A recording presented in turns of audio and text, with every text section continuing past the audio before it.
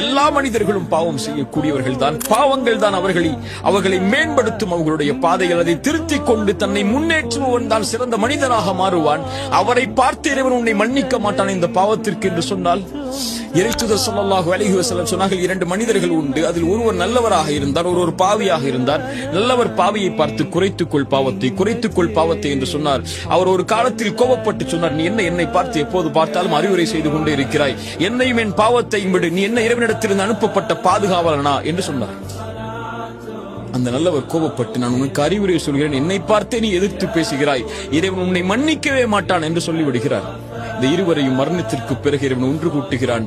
நல்லவரை பார்த்து சொன்னான், நீ எப்படி என் உரிமையில் கை வைக்க முடியும்? நான் இவரை மன்னிக்க மாட்டேன் என்ற உறுதியை நீ எப்படி கொடுக்க முடியும்? நீ நரகத்திலே செல். அந்த பாவியை அழைத்து சொன்னான், நீ கவலை கொள்ளாதே, என் கருணையால் உன்னை மன்னிக்கிறேன், செல் என்று. நம்முடைய பார்வையில் பாவியாக தெரிபவர்கள் இறைவனுடைய பார்வையில் யார் என்று நமக்கு தெரியாது.